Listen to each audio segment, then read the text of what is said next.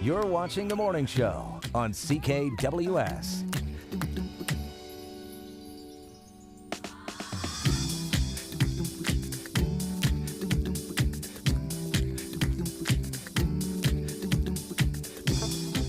Good Wednesday morning to you, 8:21. Welcome back. Matt Lee joins us here, and this is the time of year we've had a really good summer in terms of the heat and humidity, and if you have a cottage, no doubt it's getting a lot of use, and that's what Matt and I will be talking about, cottages. Cottages, waterfront houses, yeah, absolutely. So, when is the big transition?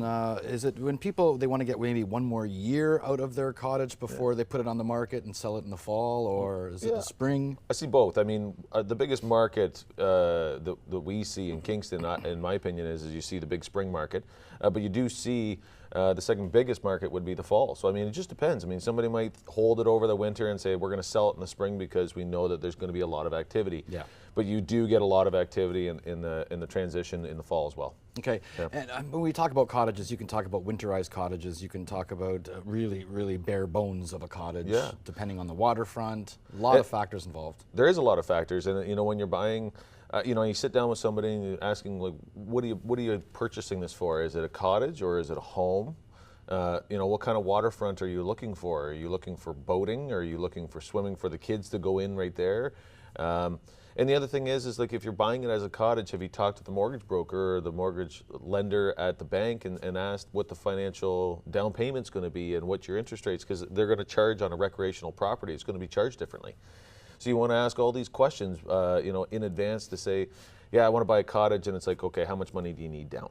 And then you start from there. Okay, you have several listings right now. Yeah, we have three listings that are on the water right now, and I mean they range, right? I mean they go from 220,000 up on Sydenham Lake all the way up to 900,000 on Dog Lake. I mean, so it depends. I mean, you're looking at something that is, a cottage property that's basically going to get you out on the water, has a nice lot and cabin, or you have this finished product that is basically a beautiful house, 500 feet of water frontage with an island out front. I mean, it just depends what you're looking for. You have your own island? Yeah, you have your own island. Wow. So, I mean, it just depends what you're looking for. And when you look at all of these things, price comes into play, and it's like, do I want this as a recreational property? Do I want to live here year round? Right. And then you go from there.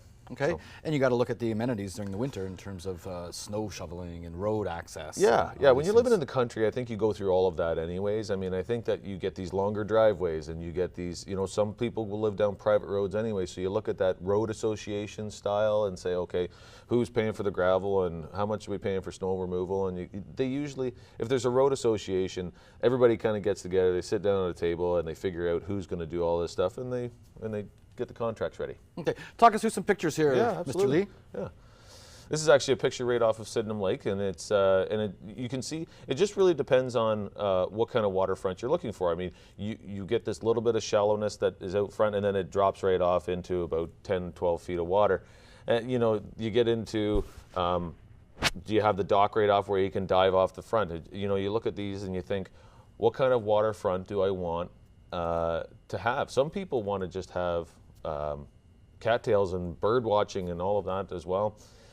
This is a shot off of Colonel By, and this is just north of town, and it's a beautiful waterfront, and it drops right off because it's a rock cut, and it's a dock that you can basically dive right off the dock. So it just depends on where you want to be and what you want. So it's there's beautiful waterfronts around here, lots of lakes.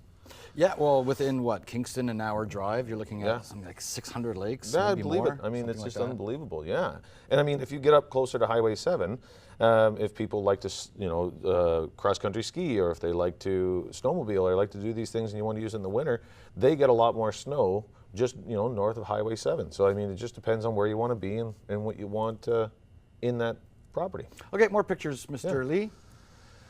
Yeah, so it just depends on what kind of, do you want the views, or do you want to be down closer to the water? Are you willing to put in stairs to go down? And, basically we want to see exactly what we're looking for. This is a program that it's called Navionics. I use it personally, and I recommend anybody buying a waterfront. This is a downloadable app, This is a downloadable app, yes. So I use Lowborough as an example. The middle of Lowborough is 110 feet deep. So if you look on the edges, you can see that it goes up to 90. It's actually quite a cut, and it goes right down. But on the edges, you can be up to 10 feet. On the last picture, you saw Sydenham Lake up above there as well. I mean, it gets into 90 feet deep. Along the edges, you know, you're kind of working your way up gradually, and it can be into, you know, that gradual slope of 5 feet into 10 into 40, and it just gives you an idea what is out in front of the properties that you're looking at. You know? Some parts of Lowborough Lake I know is that marshy sort of. There is wetlands up on the top end, yeah. So like if you're, that was the west side of Lowborough Lake, and there's a lot of good waterfront along there. When you get on the north side of that, up closer to the bridge, there is wetlands in that area, and then there's the east side. You can see different terrain there as well. I believe those are protected. Yeah. I'm sure that there's EC land all through. Like when you start to get into marshy land, and there's actually a really good app or website, the City of Kingston's thing that says Dash. So if you go into the City of Kingston website and you type in Dash in their search bar, you can see the new zoning areas for in town or out of town and anything. It'll show you where the EP land is, and it's a really good app. Plus, if you buy a cottage on Lowborough Lake, you might see Dan Aykroyd. Yeah, that'd be great. Yeah, read it. Okay, Matt Lee, thank you so much. We'll see you real soon. Sounds good. Real estate tips brought to you by Matt Lee of Royal LePage.